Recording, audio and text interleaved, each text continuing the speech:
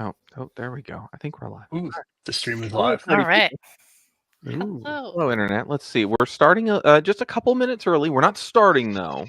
We're just here to be around each other. We're having a bit How of is a everyone hang. tonight? Good. Good. Yeah, it's been a fun couple days running up to the last few minutes of getting things together before B-side starts. Oh, when does that happen? What is that? That's this weekend, Friday and Saturday. Wow. But don't show up on Friday looking for speakers or anything, because No. if you show up on Friday, you're gonna stuff swag bags and roll T-shirts, or take some training. There's training, or take some training. We'll take some training. Yeah, absolutely. I like training. Training is great. Yeah. Training. And we've got some top-notch trainers. Mm-hmm. That is also true.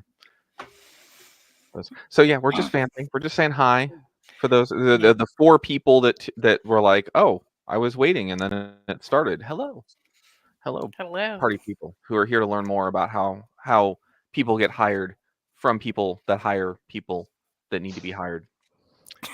I think that was a 70s love song. People who hire people. People who hire people who love to hire people. Mm-hmm. No? Get GPT to make a song if there isn't one. You could. Good.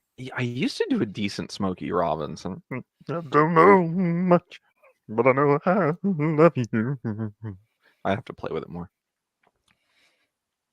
Anyway. Now we got 11 people. They're like, what is I was gonna make a joke about those 4 people leaving after the song. I started singing, more people showed up. I might be happy. No. I know, it worked well. Just gonna need you to sing for the next 2 minutes. Yeah. No. Yeah. No one wants that.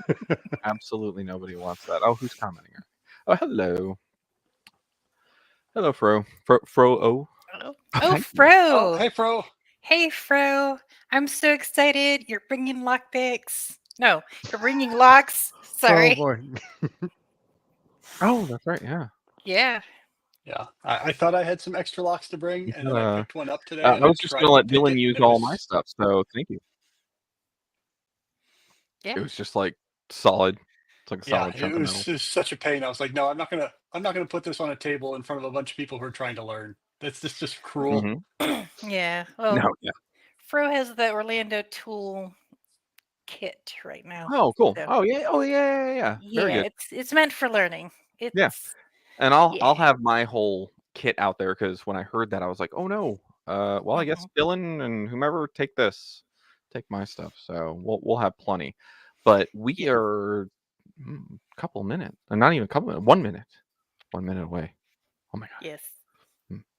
Oh, time to get official. Yeah, I don't know. I've just never really grown up, so I don't know. I don't know that I can be legally like serious. All right. Are you guys ready? Is everybody ready? Oh my, the anticipation. The anticipation. You build up the anxiety yet? No? Yeah. It's just it's palpable, isn't it? Can it be palped? You could cut it with a knife. Oh. Yeah. Oh, very good. Well, it is 8 o'clock, so I am going to kick this thing off here. So let's take a look. All right. So hello, everyone, and everyone who joined here at 8. Welcome to our last. I don't know if we're going to do a little storm that kind of came through Florida. A tiny thing. You may have heard of it. Hopefully everyone is recovering well. The people that you know, friends, family, and otherwise, have recovered well and are doing well if they are in the storm's area. So we canceled last week of our Career Village kind of pre-shows to help people get ready for coming out to the BSides Orlando Career Village. What is that? Oh, next weekend. This weekend. It's not even next anymore. It's this weekend. And so before we get started, one of the things that we want to say is, if you have not had a chance to get tickets yet, please go to BSidesOrlando.org and get tickets now. You can even go to just bsorl.org/tickets and get your tickets, because we want to see you there. And we've got stuff going on, and you can do those things. And I work in sales now, and that was terrible. So anyway, you should do that. You should also look at the workshops because we have fabulous workshops on Thursday, and you can check those out at that link as well. But the other thing that we want to tell you about is our sponsors. And then I'm going to shut up. I'm going to get off the screen because you don't want to look at this. Nobody does. So let's talk about our sponsors real quick. We've got our sponsors here. Advent Health Full Sail University as a diamond sponsor. We have Ironwood Cyber, which we've got someone on from Ironwood as well, and Advent. So we're happy to have them here today. They'll introduce themselves in a moment. For our platinum sponsors, we got Fortress, Lockheed Martin, Threat Locker, Gold, Dark Wolf, ICR, Silver, Black Hills Information Security, G Research, GuidePoint Security, and then bronze, Hack5, Hacker Boxes, Modus, No Bandwidth, Red Team, Rot 13 Labs, Tech Squad, and so many community partners that you can come out and meet. And we hope that you do this weekend. So that's about enough of the, paying the bills, talking about stuff. Because what we want to talk about tonight is how to get hired and learn from hiring managers about their likes, dislikes, walks on the beach, things like that. I don't know what'll come up because Edna here is going to be leading us through it. How are you, Edna? Hey, Ian, I'm doing great. How are you doing? Wired. I don't know that drinking 14 Red Bulls before is a great idea, but I did. Yeah, you might want to slow down that just a smidge. 14's a lot. Excellent. So before we introduce this wonderful panel and you kick off the questions, why don't you tell us a little bit about what's going on at the Career Village this weekend? Yes, I'm so excited to tell everybody. We have Career Village at BSides Orlando this year. And so on Saturday, we're going to have a day full of activities for people. There's going to be resume reviews, and we have mock interviews going on.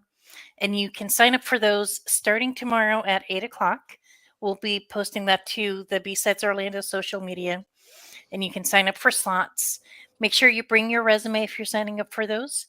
And then we are also going to have, we'll have bracelets. We'll have rubber bracelets. There's going to be one for hiring managers. There's going to be one for job hunters so that you can find each other and start talking and having conversations. We're going to have raffle tickets because we're going to have a couple of prizes. One of them is a 6-month subscription to Try Hack Me. So quite a good value there. We're going to have bingo cards, and those are going to help encourage you to network with people and get to know the conference better and get excited and get involved. So there's a lot of good things. We'll also have a physical job board. So we have listings from both the job listings from our sponsors as well as community partners. And we're going to have people who are currently hiring for roles at the conference, and you can network with them. And we'll have a networking area where you can have introductions with people that are hiring. So make sure you come out because we're putting a lot of effort to try to help you get the job that you want. So come out. All right. Hello, everybody. I am so glad to have you here. Would you mind going and introducing yourself, your name, your role, and a little bit about what you do? So why don't we start with Dwayne? Hey, hopefully, good evening. Hopefully everybody's got me on here. So Dwayne Fleming, obviously, I'm the Director of Security Operations, Threat Management, and Engineering for Advent Health. I don't know what to say about me. I've served in multiple roles in the organization, from a desktop guy all the way up to system admins, all the way through the system over the years. So I've been with Advent, for better or for worse, I've been with Advent Health for 23 years. So that's enough about me. Well, thank you. That's quite a career. All right. Rob, would you mind introducing yourself? Yep, sure. Hi, I'm Rob Curtis. I'm an engineering manager at Graylog. We do centralized log management and SOC security SIM type software. I've been there for about 4.5 years, and I've been hiring people, mostly software engineers, but also some security content developers for about 10 years now. That's yeah, and interviewing people is honestly one of the things that I really enjoy. It's a lot of fun. Wonderful. Thank you. And Jose? Hi. So I'm Jose Rodriguez. I'm the Chief Software Architect at Ironwood Cyber. But prior to that, I worked 15 years at Lockheed Martin. There's between software engineering all the way through software manager. Did a lot of the hiring for about 5 years prior to leaving and joining Ironwood. And yeah, I mean, that's about it. Wonderful. Thank you. There you go. All right. So we are here for a panel. So we're going to go through some questions. And I have some questions for you. And then if we have time, we're going to take questions from the audience as well. So my first question for you is, and you can decide who goes first for this question, but do you as an interviewer get nervous before you do an interview? You know what? When I first started interviewing, I definitely got nervous before an interview. Uh, I've gotten less nervous as time goes on. It hasn't completely faded, especially in those instances where I know I'm interviewing somebody for a job I can't do. That always produces a little bit of nerves. But yeah, it's generally, if you're going into an interview, there's a good chance the person on the other side is having a case of nerves as well.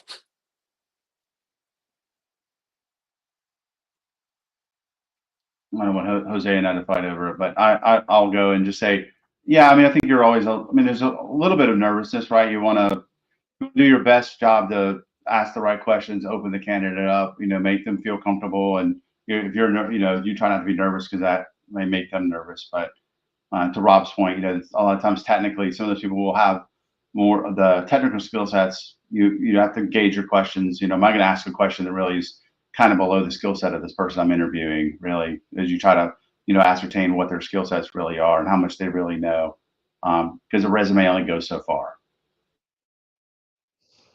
Yeah, just to give you my thoughts. Really, anytime I do an interview, I don't typically do interviews one-on-one. I think that might make it a little bit more awkward, where if you're not talking, then the other person's expected to talk.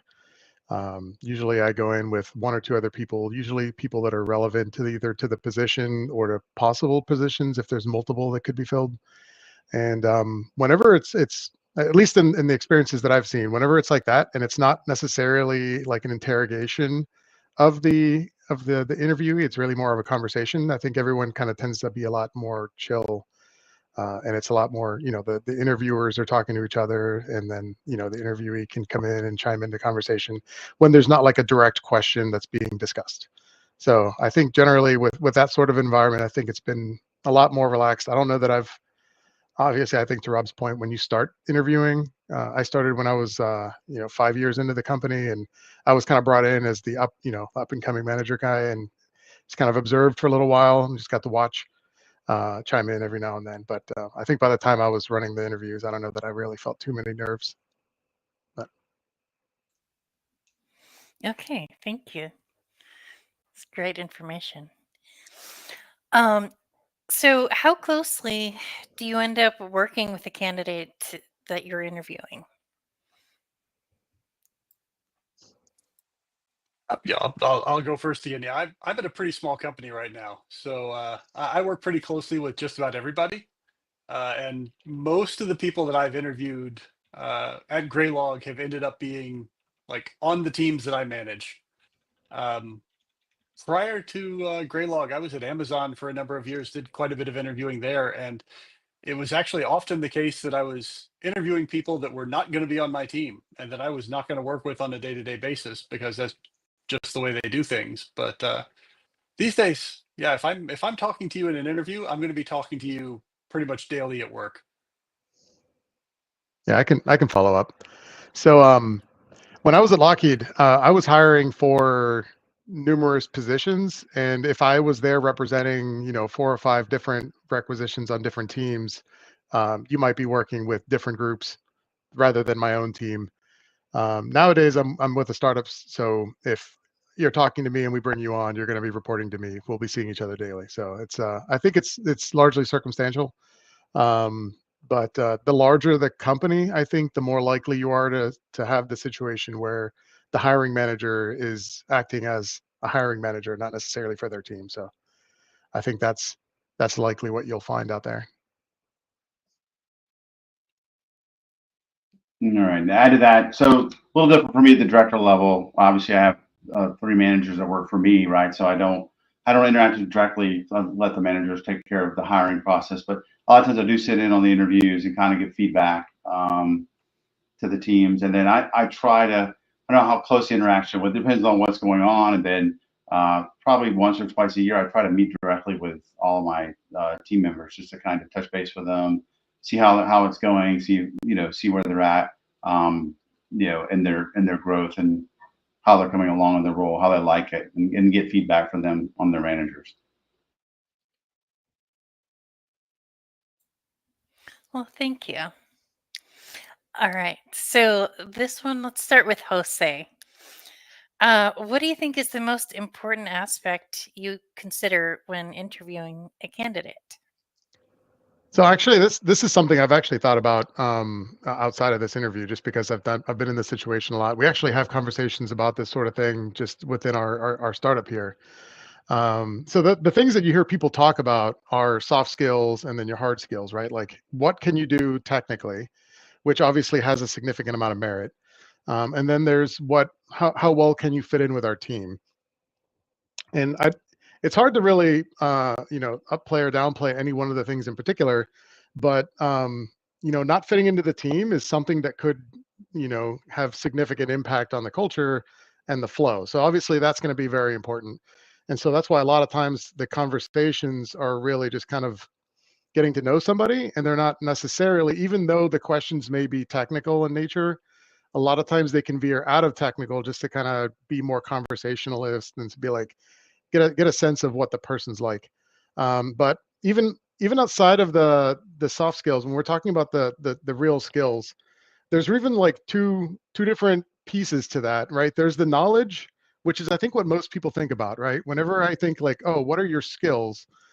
People will say, oh, I know how to program in XYZ. I'm familiar with these operating systems. I know these what are the scripting languages and things like that.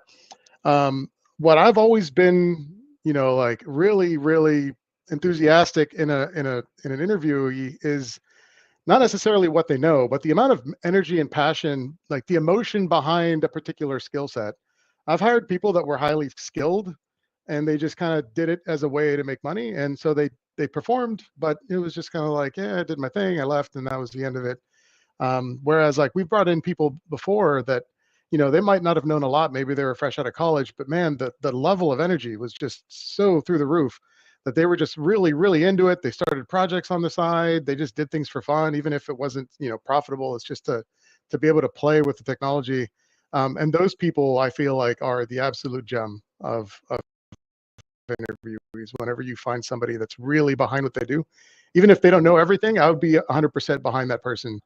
Bringing them on board, coaching them, getting them up there, and then, seeing where they can take themselves. Thank you. That was really good insight. Rob?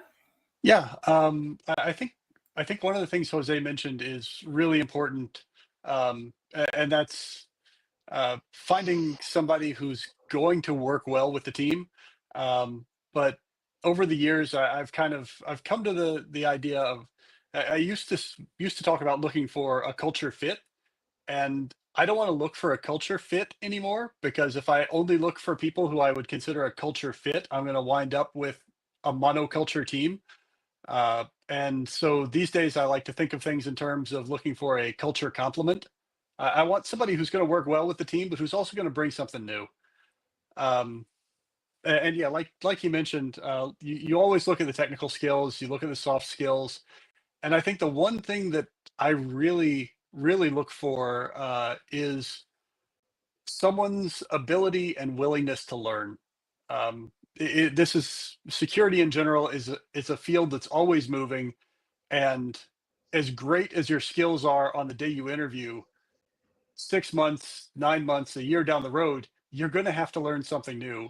And so that's one of the things that I always try to dig into on an interview is kind of, tell me about how you teach yourself things, how you go out, how you find new information, and how you learn, because you are going to run into things that you haven't seen before, and you're going to need to learn those things. So that's really how I approach things. Okay, so I really love that idea of culture complement and not just culture fit. First time I'm hearing it, so I think that's brilliant. All right, Dwayne? Yeah, and I'll kind of ride on Jose and Rob's coattails a bit on this because a lot of what they said is a lot of the same. I think a lot of good leaders have the kind of the same aspect. And just so you know, I hate the reflection in my glasses, but unfortunately, you get old, you get blind. So, but you know, I look for the same things: the passion, right? Do they have the passion for the job? Because just I tell them when I interview people, I've been doing this 20-something years, and I still show up to work trying to make a difference, not just showing up and pushing the buttons. And to Rob's point about culture, everybody has a tick about their personality that might, some people would sometimes say I'm a bit abrupt, right? I'm pretty to the point. And so you'll always have these different characteristics in people. And I think to Rob's point, it's a soft skill learning, how do you work with those other ideas that people bring because they have a different perspective, because they haven't done the same thing, or they've had a different experience. One of my best examples of that is when people come from another job, they have a lot of experience from other jobs, but early in your career, if you tell people at my old job, you immediately get pushback of, well, if your old job is so great, why don't you go back there? But it's bringing a different idea of someone who's already done it, and just adding value to the position you're in now. And I honestly tell people, just take that as just present it as your idea. Don't tell them you did it at your old job. Just say, hey, what if we tried it this way? And that's kind of the culture thing, like bringing different perspectives. And to Jose's point, the passion is really important. Everybody wants to do security, but do you really want to do security? Because it's a job. That's very true. All right, so we're going to take some questions from the audience. All right, Chris says, what makes a resume stand out for you? Dwayne, would you like to take this one? Sure.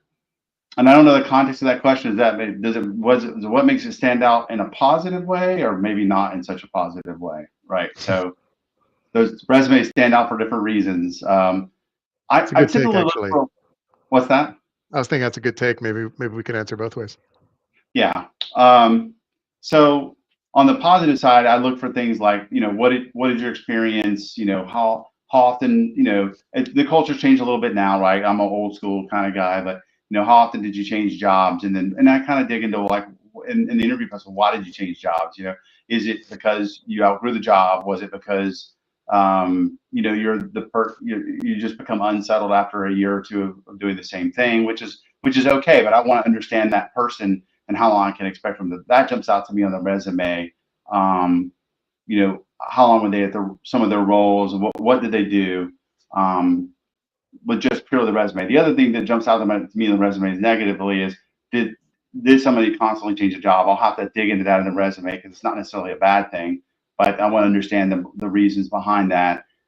People list, and I'll call out Steve Hannon here. Even in his talk, he talks about it a little bit. You list every little thing you ever touched, but you don't know really anything about most of those things. So people trying to pretend show more than you really know. And I was a desktop guy for years, and people would ask you about Excel and how to fix a problem. I'd be like, I have no idea.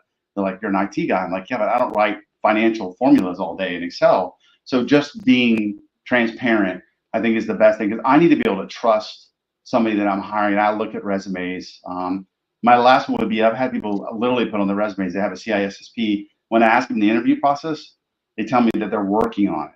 And that's not the same as saying you have. So just put it out there and be transparent. Don't try to pad your resume.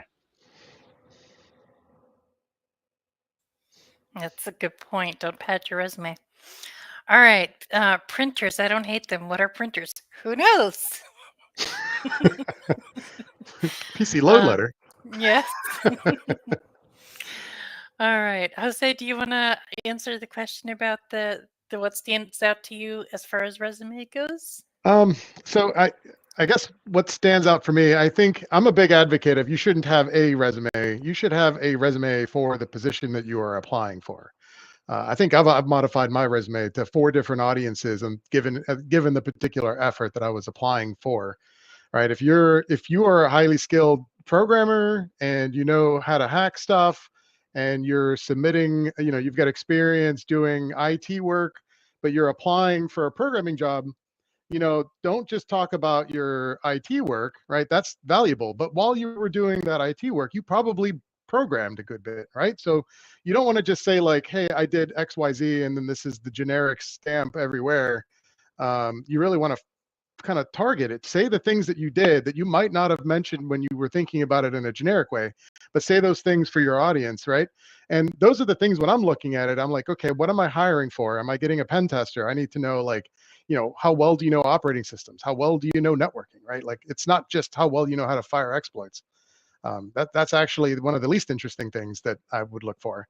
Your base, like, if you're looking for hands-on offensive or defensive, and something that I would look for to hire, the things that stand out for me are experiences where you've had to do something, or you've had to, like, build something. It doesn't have to be a big software complex thing, but enough to tie into the low levels and demonstrate it with a tool. And I want to know about those things. So if I see that you've built tools to do things, I'm going to ask you about those, right? Like, you built the tool to do X, Y, and Z. Can you tell me more about that? If you didn't do those things as part of a job, but like, you're passionate and you're doing it on the side, or even if you're just curious and you're doing it on the side for fun, and you've got a GitHub with a bunch of, toy projects that might not ever go anywhere, talk about those, right? Talk about the things you're proud of, and I'm going to ask you about them, because those are the things that they jump out to me, because it's applicable experience that demonstrates more than just textbook knowledge. And that's really what it kind of stands out. Not to say that textbook knowledge isn't valuable. There's a lot of really great people that I've seen with that. It's just the experience is also incredibly valuable. So they both have merit. And just to say too, just to agree with Dwayne, I have seen resumes where it looks like the individuals, and I don't say this like lightly, because I've seen probably hundreds, close to thousands of resumes, and I've seen a lot of people that have like 6 to 9 month job records before they go to the next job. And I don't know what most people would think, but if you're hiring somebody, it takes 3 to 4 months to get them up to speed. And if they're going to leave in 6 to 9 months, that is not a very interesting appeal, right? Because if they've done it 9 times in a row, why would you be different? So not to discourage people. I mean, I know people get into situations, but I do also know that the people that I have seen that hired with those kind of backgrounds, they're mostly looking for money, and they'll take the next job as soon as it becomes available, even if it's not much more. So loyalty is a whole nother conversation, but it does play an impact. What he said. Yeah, it's a good point. I'd have a hard time adding on too much to what Dwayne and Jose have mentioned, but yeah, I've seen those resumes where it's a bunch of short things, and it's really, and I don't know, don't hate me for saying this, it's entertaining to see a string of 6 to 9 month jobs with amazing title progressions.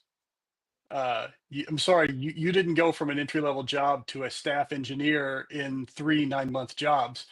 I'm not buying it. That said, like, for me, resumes they're just a quick screen tool to see if you get the interview. Does it tell a story? Does it show your skills? Is is it does it look like it's grossly inflated? Because that's kind of a red flag. Um, but I will admit that I have gone into interviews without even looking at the resume beforehand, because my recruiter already talked to them and said, you need to talk to this person. So all right, my recruiter says I need to talk to you. I'm going to talk to you, and then maybe I'll look at your resume afterwards. But whatever you put on your resume, know that you're going to have to answer for it in the interview. That's the important thing. I'll second what Rob said. I've definitely printed the resume on the way to the interview and read it on the walk, because, as you said, other people sometimes make the decision for you. Yeah. And so you just kind of go in. Yeah, so don't add things to the resume that aren't quite true. Oh, hey, I know this guy. All right. I'm going to go with Dwayne first on this one. Data Creep says, how do you value certs and education compared to experience? Let's see how to answer this question. They all have values. Education absolutely has value. I would tell you your education is super important. The way I always looked at education was this: I love computers, but if tomorrow I said, "Hey, I think I don't want to do computers anymore. I want to go do X, Y, or Z," well, my however years of experience has no value outside of this vertical, right? Except for maybe my management experience, but my technical experience has no value. So without the bachelor's degree or some kind of education, the next person I'm competing against people that potentially have a bachelor's or a master's or whatever. So I always recommend that, and that's a good accomplishment. That being said, I've interviewed people that had double PhDs, right? And I could they got the book work done. They those were great accomplishments, but I told them they were great accomplishments. But to give you how big of a deal was, they weren't truthful in their interview.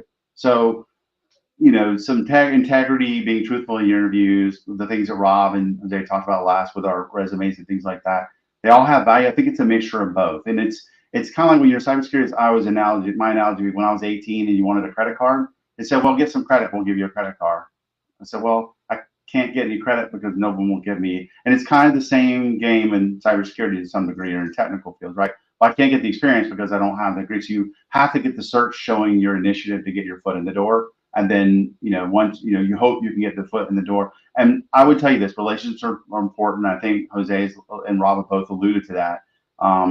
My first job was not because I had a great resume in InfoSec, or not even InfoSec, but just IT in general. It was because I was in a class at school, at college, with someone who had a position, and they got me in. So I would say they all have value depending on the context of the job. Very good. Thank you. Jose? So just to refresh, the question was, how do you value certifications versus experience? Was it Yes, specifically certifications? certification and education Okay, compared to having right. experience. Okay, and education. Certifications is kind of one of the hard ones, right? There is a lot of certifications in the technical industry, and that's no different for cybersecurity. Um, I'm not certified in everything, so I can't tell you how valuable most certs are. I have to go a lot of times if I'm not familiar by general opinion. Like people will have a concept of entry level certs, which are valuable if you have no experience or little experience, and you want to say, hey, like I'm capable of picking this stuff up. I understand this stuff. It's relevant, or maybe it's an adjacent to experience that I have. Um, but there's also certain things like if you're hiring for an offensive security position. Uh, thanks for the commentary. Um, where is it going? Okay, so if I'm hiring for an offensive position, having something like OSCP, which I'm not sure if that's still going to be the case going forward. It just got bought out this week. Um, but to date, OSCP on a thing means something, right? It doesn't mean you're the best hacker in the world, but it does mean I can put you in a box, and if enough time, you'll come back with something, right? So that means a certain level of capability, which in lack of demonstratable experience, which maybe that's not even a fair term either, right? But in the lack of experience that you can say, hey, I've pen tested X number of times. How do you get into pen testing? That's a hard field to cross. Because as I alluded to before, pen testing requires a lot of background and supported infrastructure knowledge before you're going to be effective at doing the thing that requires all the other knowledge. But if you can demonstrate that you're learning on your own, that you're making progress, that you're doing these things, whether you're funded by yourself or through your employer, they do add value. So if just some scenarios here in case the use cases might help, right? If you're a new hire, you're fresh out of college, you have no experience, or you have experience in something unrelated entirely. Say you went from business, now you're doing cybersecurity. You can talk about the experiences that you've had in business, but like show me what you've done with what you have. So if you're doing certifications, show me what you've done there. If you're doing, try hack me. If you're doing hack the box, talk about that, right? Like that should be in your resume. If you have nothing else relevant to say, but you did that, that's valuable. That's really valuable to me, right? Like practice stuff that you do means something to me because it means that you're trying. And I think some others have really mentioned too, right? The amount of effort that you put into teaching yourself really talks about who you are, and that's going to take you places. So education and experience, we all know people want the experts. There are nowhere near the experts that people want. So that's not what you're going to find typically, unless you're throwing, lots and lots of money at somebody. But we can make experts, and that has to start with drive. So I think I might have gotten a little bit off the topic, but hopefully that answers the question. I think that was great. And I like that you can make experts with the drive. All right. Rob, you look like you're ready to answer the question too. I firmly believe that many of the disciplines that we engage in, whether it's programming or cybersecurity, it's classifiable as a trade. Education will get you so far, but you're going to learn so much more on the job by doing it, and by doing it with other people who know what they're doing. You're not going to get to the top levels by education and certifications alone. You have to do it. And so, like, the way I would balance education and certifications versus experience is kind of dependent on what level of a role you're coming in for. Are you coming in for an entry level role? Education and certifications are going to be the differentiator. Are you coming in for a senior role? I need to see that you've been doing it. So that's really the balance for me. Like, the higher up on the ladder you're trying to come into my company, the more I need to see the experience. Just to throw a little bit of other situational information out there. So when I started my cybersecurity career, I was chasing certs. I was chasing certs for a long time. I think I got maybe 4 SANS certs, CISSP, a couple others, right? Like, not that just job certs, but I was getting certs just because it was like, what's the next thing? What's the next thing? I have to keep going. I have to keep going.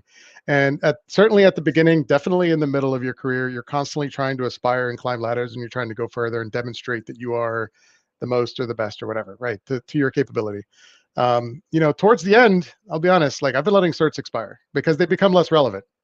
Right? When it's no longer taking you where you want to go, it becomes less important.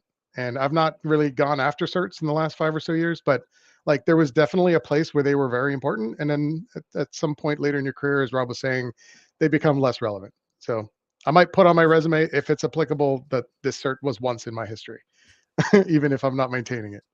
I have no certs.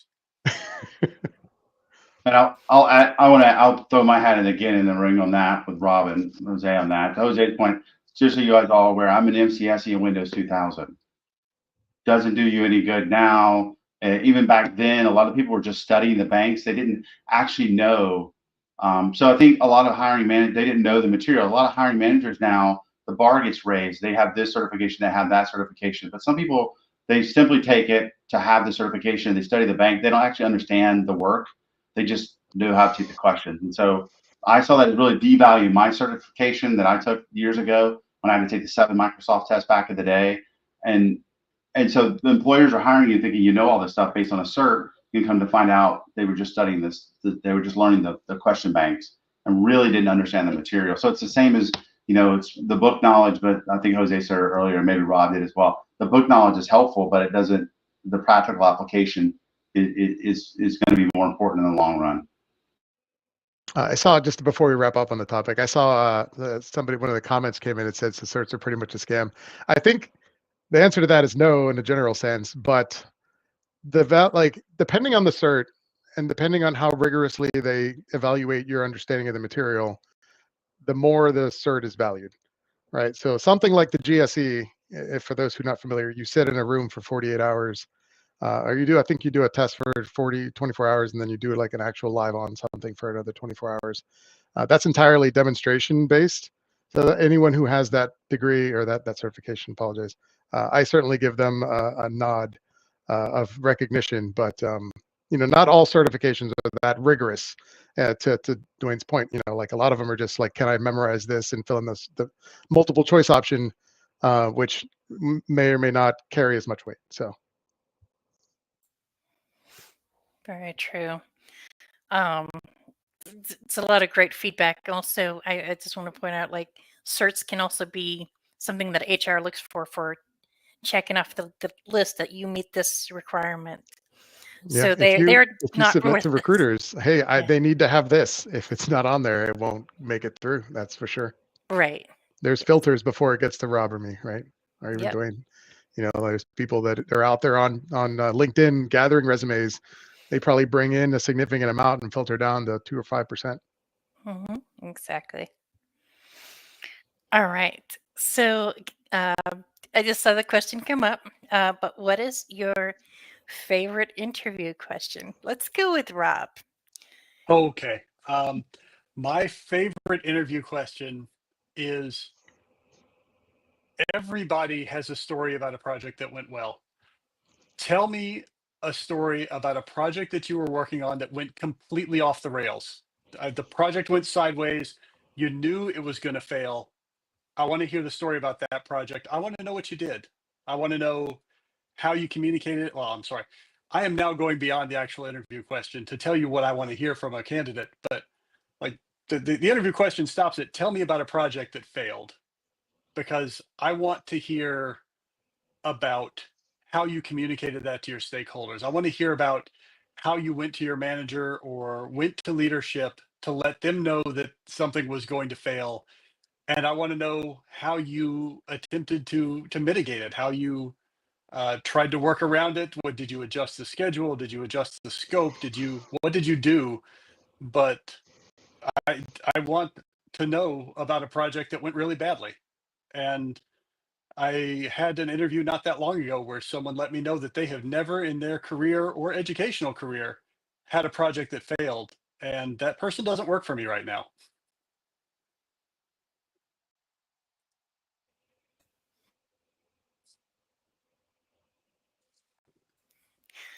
Sorry, I wasn't able to unmute there for a second.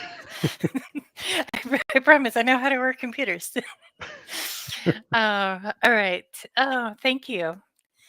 Jose, what is your favorite interview question? So, I mean, I'm not a big fan of this question, only because I don't really have like a routine. I don't show up to a resume and have like my playbook. It's all sort of, not to say it, but I just like winging it, right? Like to show up and just talk to people, and I just kind of think up questions. I definitely am not a huge fan of the HR questions. I know they make you ask a certain number of them. Every company has something, not to call out Lockheed stuff, but they had full spectrum leadership questions for when you're hiring leaders, and there were certain other things that you had to ask when you were just hiring general, like everybody else. But um, you know, if I had to pick something that I would, it's not necessarily the same question every time, but what I like to hear is what gets people, like, what motivates you, what are you interested in, who are you, right? I know you're here for this position, but who are you? Because you're the person we're hiring, and so it's really about understanding who the person is and where they're coming from. That I feel like if there was one question, that would be my favorite question. All right. Thank Mhm. you. You ready for this one, Dwayne? Yeah, I'm gonna mine. My guys would cringe when I tell you this, but one of my so I have two favorite questions that are really more of, they're questions to open candidates to talk to. So if any of you are UCF grads, I always ask. I'm a huge college football fan, so I always ask who the national champions were in college football in 2017. If you're a UCF graduate, you'll understand that. So it's an icebreaker, kind of as a favorite question. And then another one I ask is if they've seen Office Space. Those are just kind of fun ones to open people up. And then also what Rob said, have you had projects failed?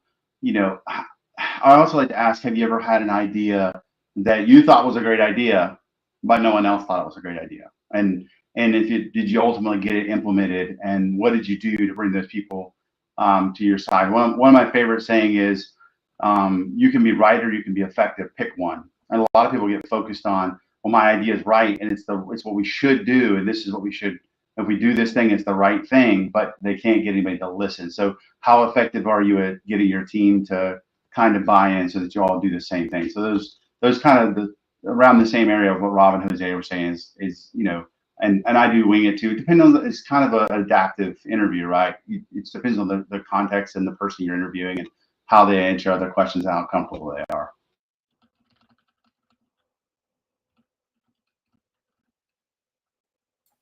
Thank you. That's excellent feedback.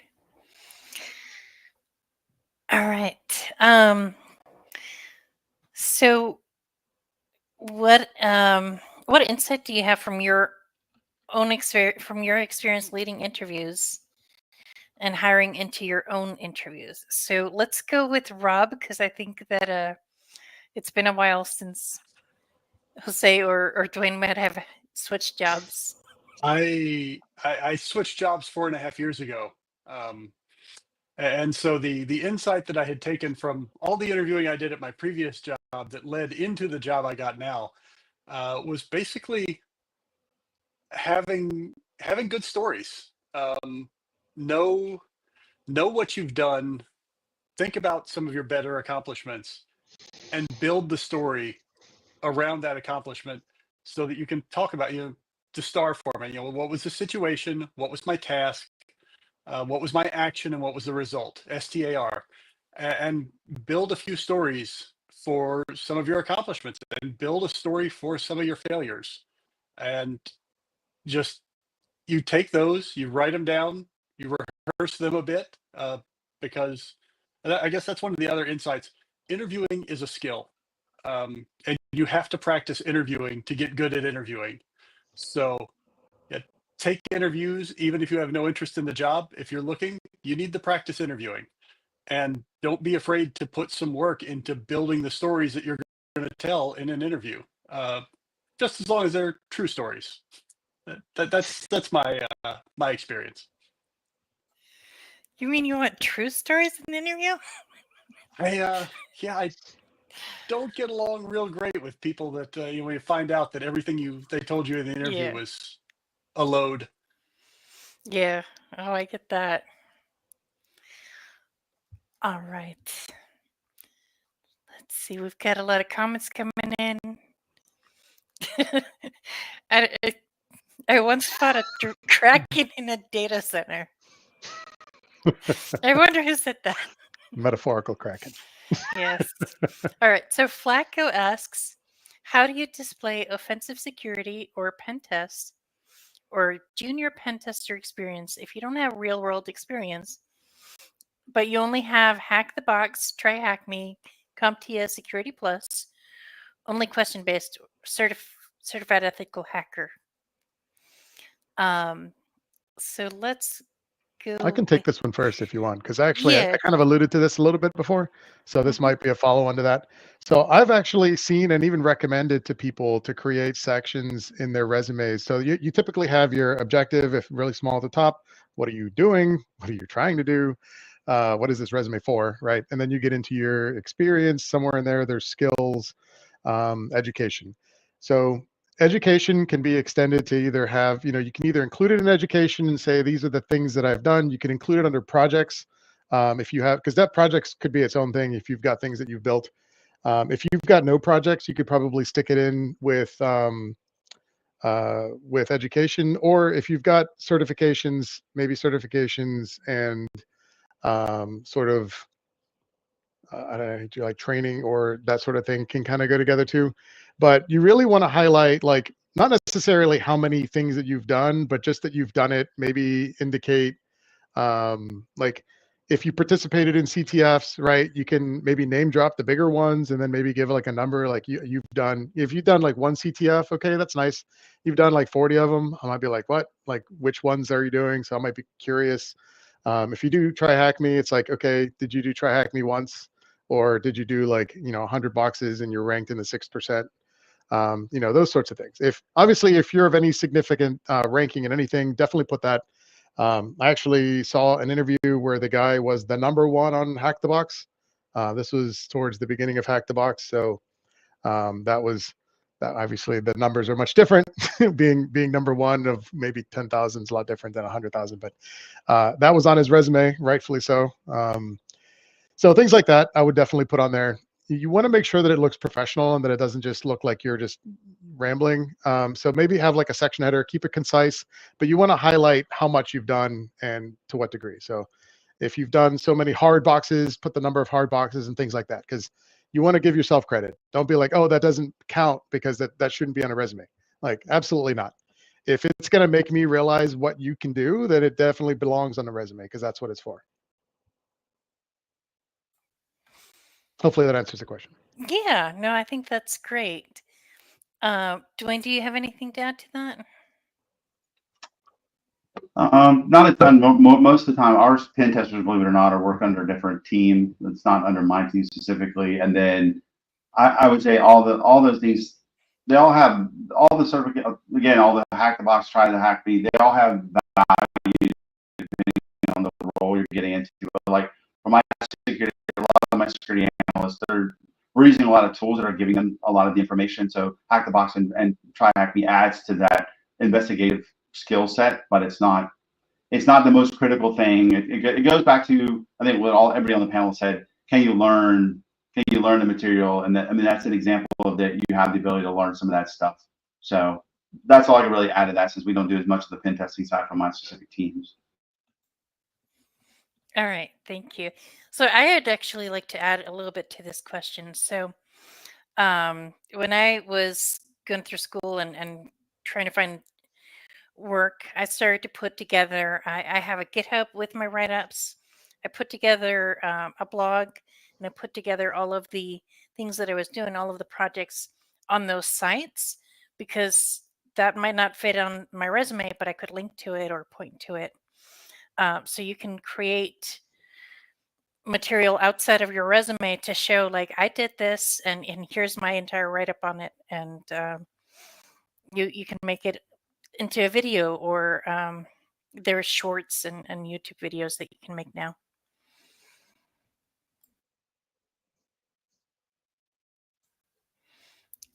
All right. So I think there's another question coming in. All right. So Chris asks, what is your favorite question to ask on soft skills? All right. Rob, you want to go first?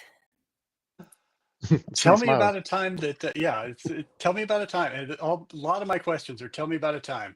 Tell me about a time. Tell me about a time that there was a disagreement on your team about the right way to do things. And how did you hash that out with your teammates? You had what you believed was the right way. One of your other teammates had what they believed was the right way. How'd you figure it out? That for me is the biggest question about soft skills. How do you get along with your team when there's a disagreement and you really believe you're right? And the follow-up is often, tell me about a time when you really believed you were right and the team went a different direction. How'd you handle it? That's a really good question, and you could find out a lot about a person from I wanted to just mention that I was thinking it. Rob articulated it perfectly. That almost just pulled my thoughts right out of my head. Like there's the way that a team, because so in our particular situation, we've got a lot of really talented people that came from a lot of different places, and so they may or may not have been used to being, in certain situations, depending on people's reputation, they tend to carry a lot of like influential weight, where maybe their opinions can sway others just by them speaking loudly, or even just not loudly, but just articulating it. And so when you're in a situation, we get lots of those people around. There's no one that's just going to be like, oh, that guy's got the right answer. So, you get a lot of these situations where like this person believes this way, this person believes this way. How everyone handles that is insanely important. You can't just have people getting upset, storming off, like that sort of thing is unbelievably unacceptable. So having everybody, people being able to like listen to each other, talk to each other, but hearing how people deal with that, super, super, super valuable. And it gives an opportunity to kind of discuss things that might, be relevant. I think almost everybody has something to say with that particular question. So great question, Rob.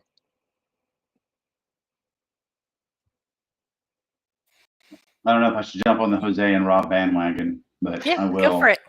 And just say, really, their heads in the same space mine is in. We're really, I mean, my own personal experience has been in my jobs in the past have been, I have a strong personality. I would just go and do it, right? And then somebody would come to me and say, well, who decided we were going to do it this way? And I'm like, well, I did. I was the first one there.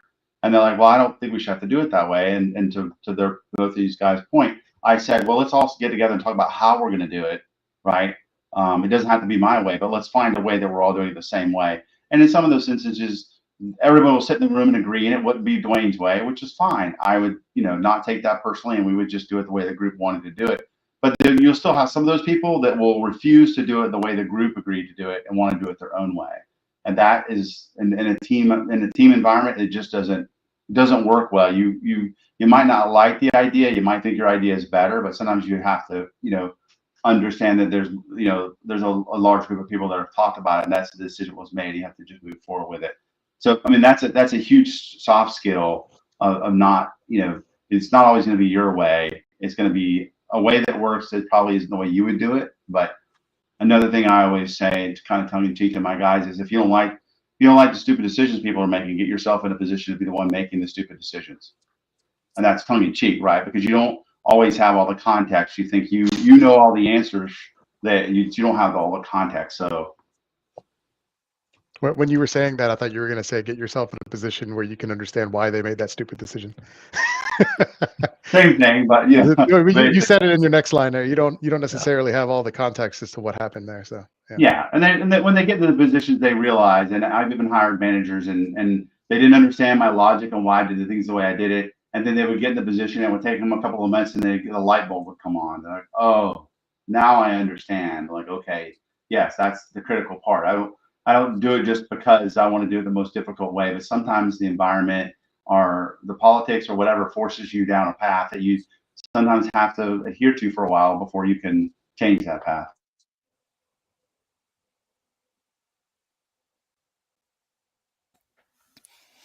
All right, so we have a question now from Hackenmate. Okay. Are cover letters still used today? And do recruiters or managers ever read them? So let's go with Dwayne.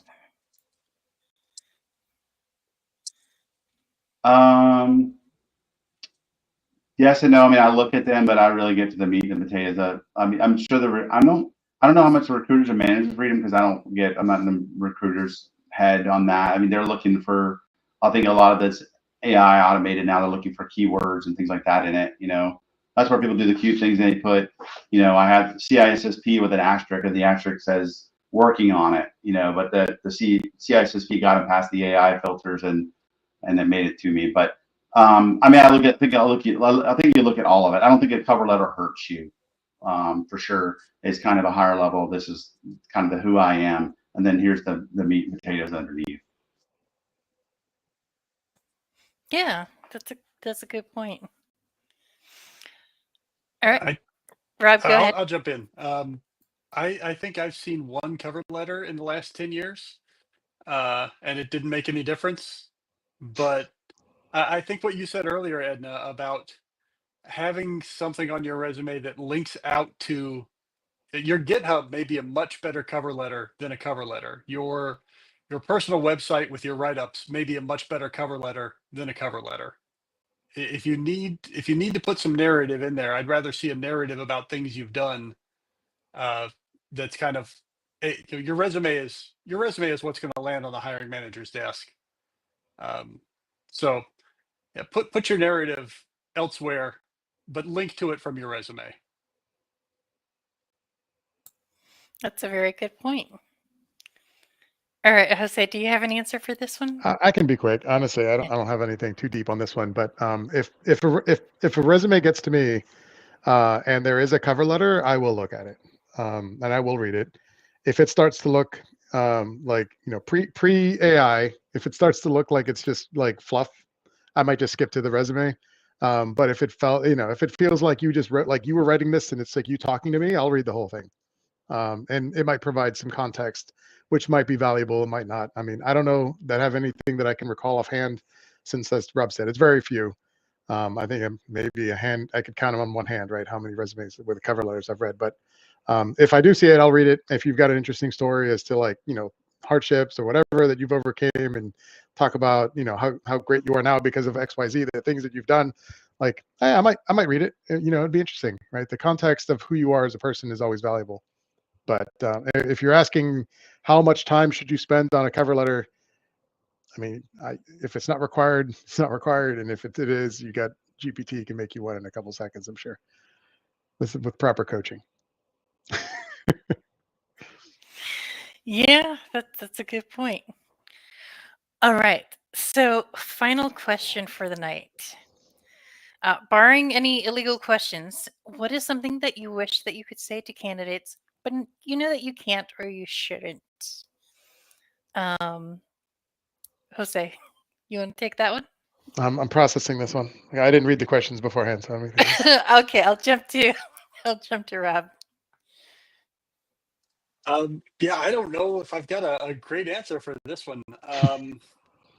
Like, I think sometimes I wish I could tell candidates more of what they did or said in an interview that didn't land, uh, because oftentimes candidates don't get that feedback. But yeah, I'd say once you come on and join, um, be fearless, and like when you want something, go for it, because oftentimes no one's going to give it to you. I don't know if if that's the kind of thing I'm not allowed to say, but it's definitely not the kind of advice you often would get from someone who's interviewing you. All right. Thank you. So if it's I know it's processing a little bit this question, but if you want to just talk about like what is some feedback that you would want to give to people that you don't maybe get a chance to, or um, any encouraging words that would help, anything like that. Well, I can try to talk to that. I don't know. So I apologize. I don't know that I could answer question number 8. That just seemed I'm drawing a blank for, I guess, lack of creativity. But to your new question, I think some of the things that were the strongest immediate turnoffs for me during an interview, and so let me back up a little bit before I get to that, because I'm sure that sounds tantalizing. But when you're in an interview, you need to radiate confidence, but it needs to be truthful confidence, right? Like you need to be confident in yourself and who you are and what you're capable of. If you don't know the answer to something, say you don't know the answer, right? Like that is a completely okay thing to say. What really gets me is when people are very confident, borderline arrogant, and then they're making stuff up that I clearly know that they're wrong about. And I won't necessarily, because you don't necessarily want to create an instance, but or a situation where you just go like, what kind of a person am I going to have on my team that's just making stuff up? Like you know what I mean? We can't lean and depend on each other when it's that sort of a thing. Now, granted, I know interviews, you're maybe nervous and you're trying to do something, but when you hear people blatantly lie about things, that sort of like, that kind of turns me off a little bit. Like, oh, I don't know about this guy, but you can't say anything. And you certainly, it's not going to be in their critique at the end, like you made up stuff constantly. Here's your feedback. Yeah, but I'm going to jump in real quick because I think you nailed it, Jose. One of the things, like the best answer to any question is the right answer. And the second best answer to any question, no matter what that question is I don't know, but I'll find out. Okay, that is Yep. such a super important thing, is being able to say, I don't know, but I'll find Yeah. out. I'll look it up. I'll get back with you later. And then follow up on that. Yeah. Yeah, that's very true.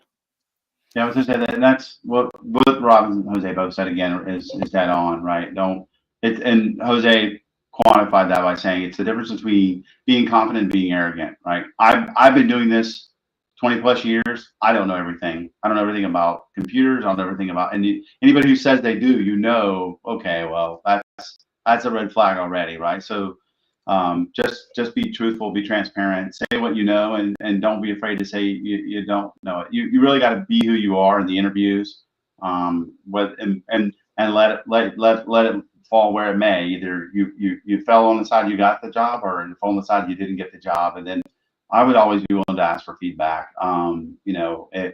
A lot of times I'll do feedback not in the interview, but if the applicant wants feedback outside of it, especially with our internal transfers, we'll give them direct feedback of this is why someone was considered over you. These are the things you should work on. And honestly, guys, sometimes it's just a luck of the draw. I'll sometimes apply a position, put a position up, and I'll get 8 applicants, and the next time I'll put one up and get 25.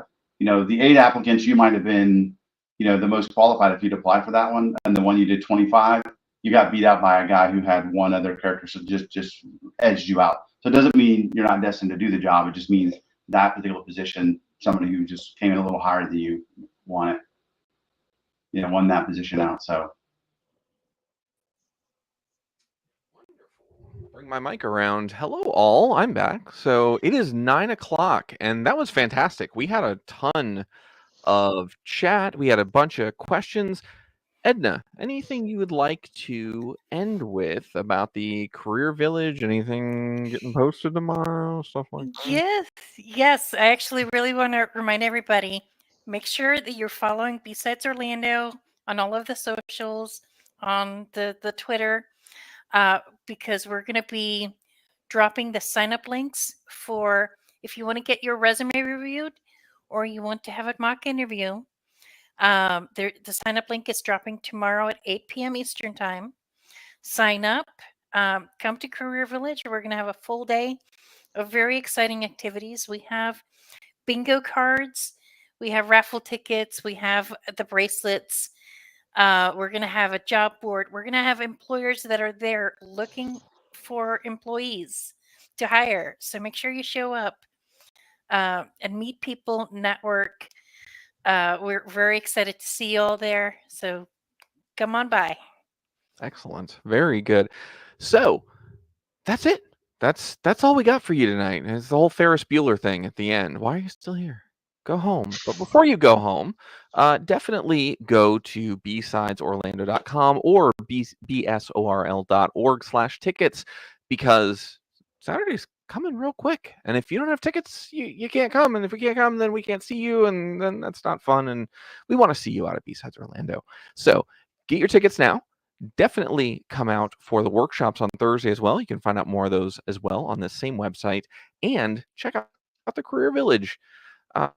Again, Dwayne, Rob, Jose, thank you for taking an hour and talking with Edna. Thank you for running the Career Village and organizing all this.